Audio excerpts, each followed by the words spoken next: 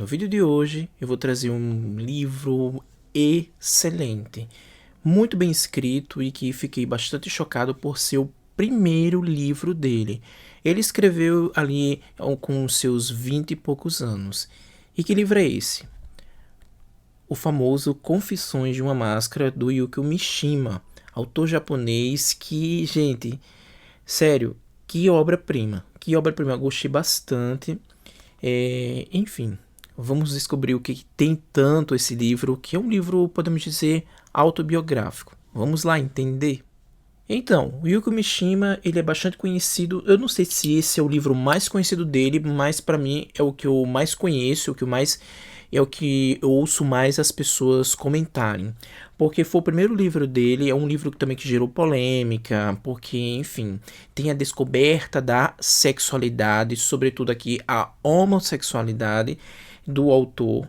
Ele meio que quer camuflar, coloca ali uma história bem interessante que muitos dizem que é o romance autobiográfico dele, ou seja, essa história aqui por trás há muito da sua biografia, há muito da sua história, da sua vida real. É bem interessante esse livro porque, além dele ser autobiográfico, ele traz um tom muito intimista e a gente às vezes fica até incomodado porque parece que a gente está entrando na intimidade do autor. É o que eu senti isso, logo de cara assim. Porque o autor ele começa a dizer coisas muito íntimas, né? E coisas assim que nem todo mundo contaria.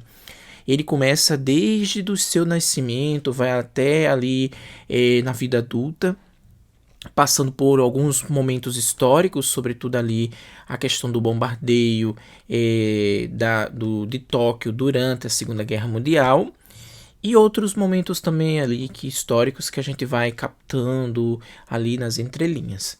Mas o foco principal mesmo é na história do personagem, que podemos dizer que seria o próprio autor. Aqui vai contar desde o seu nascimento e a sua saúde frágil e o seu despertar da sexualidade. É bem interessante porque ele era um menino muito, podemos dizer, com a saúde frágil. Ele foi criado pelos avós. Os avós tinham um amor muito grande por ele. Os pais também, né, tinham um amor enorme por ele. E ele tinha essa saúde frágil, né, tinha um cuidado muito grande com essa criança. E essa criança foi desenvolvendo de uma forma muito magistral, porque a gente percebe o olhar mágico desse protagonista, né? Ele parece que está à frente também do seu tempo, em diversos pontos aqui em que ele toca, em que ele vai refletir sobre a arte, sobre a política em si. É bem interessante a forma como esse jovem, né? Ele vai despertar o seu interesse pelo mundo, mas ele vai entrar muito no seu eu interior. Eu acho que seria uma palavra interessante, esse interior dele, e nós vamos entrar junto. É por isso que eu senti aquele incômodo, e seria podemos dizer, um romance bastante intimista, porque ele vai contar detalhes da vida dele e detalhes muito peculiares sobre o seu despertar da sexualidade. A priori ele ainda é criança, não sabia nada sobre a sexualidade, mas ele já sentia que era diferente, que não era aquilo que todo mundo que ele via normalmente ali com os meninos. Ele era diferente, só ele não sabia o quão diferente ele era, o que era ser diferente, né? E aí ele vai crescendo e vai despertando e vai identificando isso. Tem um belo dia, né, um episódio que eu achei um dos episódios mais marcantes do livro, em que ele se depara com um personagem, né, podemos dizer um personagem das artes, da dança ali, e ele fica deslumbrado. É interessante nesse percurso que ele vê várias profissões ali, ele quer ser isso, depois quer ser aquilo. Isso é bem comum no jovem, né, que ele não sabe, de fato, ele inclusive ele tá criando muito a sua identidade e ele não sabe o que quer. Eu quero ser encanador, que é o caso dele aqui. Eu gostei bastante da figura do encanador. Eu gostei muito da figura de determinada profissão. Mais tarde a gente vai perceber que ele fica encantado não é pela profissão encanador, mas pelo fato, pela figura do homem em si. Ele já muito cedo já sente aquela atração pela figura masculina. Depois ele descobre que não tem atração nenhuma por mulher, tanto tem uma frase bem icônica, até eu anotei aqui, que a frase diz assim: se ele não sente atração por mulheres, como ele pode sentir amor por mulheres? Então é essa confusão que ele tem, né? Ele sente essa atração ele não sente essa atração por mulheres e ele quer camuflar isso. Ele tem essa atração muito forte pelos homens, né? Tanto que ele tem uma dificuldade muito grande de imaginar isso, né? Às vezes ele pega quando tá lendo algum livro ou vendo alguma revista ali, algumas imagens, e aí ele se depara com a figura masculina. Ele até cita algumas estátuas daquela que ele tem um período que ele fica fascinado pelas estátuas de mármore onde mostra aquele tronco bastante definido, com as feições bem másculas, com as feições bem a característica mesmo masculina. Então ele sente atração por aquilo e ainda ele não entende o que é aquilo, e ele vai descobrindo. Quando ele se toca, né, ele cai a ficha que ele é gay, que ele é homossexual, é quase um martírio para ele, porque para a sociedade assim, naquele período ali, bastante durante a Segunda Guerra Mundial, eu não sei até quão ponto o Japão era conservador, enfim. E aí ele se sente de um jeito que ele quer se camuflar, usar máscaras, usar alguma coisa para se camuflar. Até mesmo tem um momento em que ele quer sentir atração por mulher, né? Ele força isso. E ao forçar, ele torna uma situação opressora, que eu acho que é o que acontece muito. É um romance bastante atual. Foi escrito ali em 1949, o primeiro romance do Yukio Mishima, mas ele é bastante atual.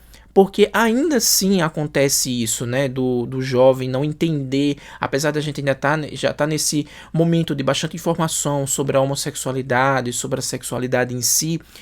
Mas há esse momento de opressão em que você fica confuso, não entende, sobretudo se você for criado e nasceu numa família bastante conservadora e que não compreende essa questão da homossexualidade. Então você fica confuso e você fica forçando a gostar de mulher, forçando a ter atração por mulher, né? O caso, estou dizendo aqui o exemplo do livro, mas pode ser também o contrário, a menina tentar sentir atração por homem, mas ela não se sente à vontade, e aí se torna uma situação opressora, você meio que se autoflagela, né? Aquela questão do autocastigo.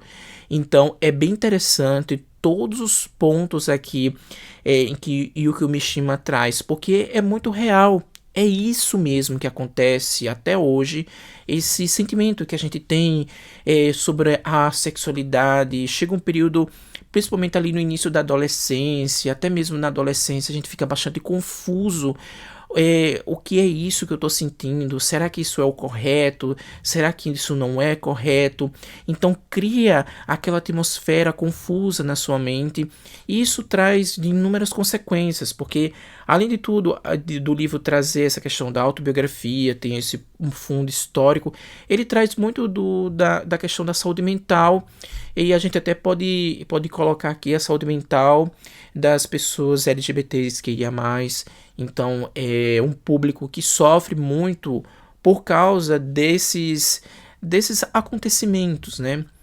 Muitas pessoas LGBTs têm algum, alguma questão, né, de ficar triste, de ter algum problema de saúde mental por essas situações, por situações que passaram, coisas conflituosas. Então isso gera um estresse emocional gigantesco. A gente vê isso claramente aqui na figura desse protagonista muito marcante. Uma coisa que muito me chamou a atenção a narrativa do Yukio Mishima. Eu adoro a narrativa dele. Eu já li um outro livro dele, vou até deixar aqui nos cards, tem vídeo aqui no canal, chamado Mar Inquieto, que é um romance belíssimo, belíssimo, que eu amei profundamente, que eu achei de uma sensibilidade assim gigantesca, essa questão do amor ali a florescer naquela ilha, né, inóspita, podemos dizer assim, lá no Japão.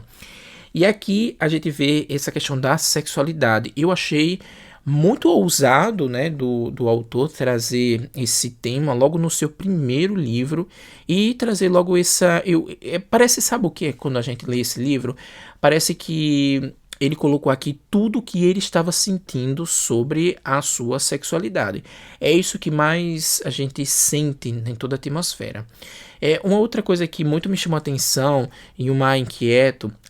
lembrando, só abrir um parêntese aqui, houve reimpressão desse livro porque era um livro que estava esgotado, aí já fazia um tempo, e aí a Companhia das Letras reimprimiu não só esse, mas uns outros livros, inclusive O Mar Inquieto, do Yukio Mishima. O Mar Inquieto, se eu não estou enganado, tá no 1000 livros para ler antes de morrer. Voltando aqui, esse livro me chamou a atenção uma coisa bem interessante, é a descrição de todas as coisas ali dos momentos bem cruciais da vida do protagonista, né? O seu despertar da sexualidade nos mínimos detalhes, né? Desde ali da infância, o despertar da adolescência, a atração dele por outros homens ali, pelos seus colegas, a questão da sua... do seu primeiro orgasmo. Então tem todo isso, ele descreve isso, mas de uma forma tão, não é uma forma assim, podemos dizer, direta. Ele meio que camufla, né? Ele meio que faz uns rodeios ali, traz, eu acho que até a gente pode dizer essa palavra, traz uma espécie de eufemismo para algumas situações. Há diversos trechos aqui no livro que ele fala sobre essa questão da cobrança, e aí ele diz aqui um trecho bem interessante. E ali naquela casa, sem que ninguém dissesse ou mencionasse coisa alguma, cobravam-me que fosse o menino. Era o início de uma representação que não me agradava. Foi a partir dessa época que comecei a compreender vagamente o mecanismo segundo o qual o que parecia ser uma representação aos olhos das pessoas era para mim expressão da necessidade de retomar minha própria essência, ao passo que o que parecia a todos o meu jeito natural de ser era na realidade uma encenação. Olha isso, ó. Olha isso, gente, que coisa forte. Eu me arrepio todinho quando ele fala sobre essa questão da opressão, né? Veja ali, naquela casa onde ele morava, todos cobravam que ele fosse o menino, mas ele meio que representava aquilo, né? Porque não era a essência dele realmente. Eu achei muito marcante. E tem diversos trechos aqui que ele fala da sua sexualidade.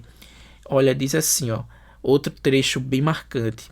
Na minha infância eu lia todo tipo de contos de fadas que me caíssem nas mãos, mas não gostava das princesas, só gostava dos príncipes, e sobretudo aqueles que eram assassinados ou aos quais o destino reservava a morte. Amava todos os jovens que eram mortos. Para você ver aqui esse trecho, ele não gostava das princesas, mas preferia os príncipes, o destino dos príncipes, dos homens. Mas também ele tinha uma afeição pela questão mórbida, né? Da morbidez, da morte. E é bem interessante tudo isso. Enfim, gente, há diversos trechos muitíssimo marcantes em que ele se veste, né? Tem um trecho aqui que ele se veste de mulher. E nesse momento em que ele se veste, ele se sente muito bem. E ele parece que ele explode assim de emoção e que parece ser natural. Gente, é lindo, tá? é lindo, é poético. Ele não fala do sexo como se fosse. É o sexo explícito, mas não é explícito de cara. É meio que camuflado. Ele usa palavras diferentes. Ele usa muitos trechos poéticos, alguns eufemismos para meio que camuflar aquilo. É tanto que tem um trecho aqui que ele fala sobre o seu primeiro orgasmo, mas quando você vai ler, você não acha que aquilo é o orgasmo, né? Porque é de uma forma tão bonita que ele mostra. Só no final que ele diz assim: ah, essa daqui foi minha primeira ejaculação. Mas é bem interessante isso, porque quando você lê, você não sente que ele está falando do sexo em si, mas de algo muito. Parece uma fantasia, né? Algo muito fantasioso. Enfim, gente, eu recomendo demais esse romance do Yukio Mishima. Para mim é um romance 4 estrelas. Eu não digo 5 estrelas porque é, como ele descreve muito, todo, às vezes até minucioso, todo esse a vida dele, a vida do desse protagonista, sobre a sua sexualidade, aquele despertar, alguns trechos se tornam muito maçante. Então, e aí fica bem bastante lento. Mas é um livro incrível, muito bem escrito e como eu disse, eu fiquei bastante impactado por ser o primeiro livro do Yukio Mishima, porque é de uma beleza gigantesca e, gente, o cara tem o dom da escrita.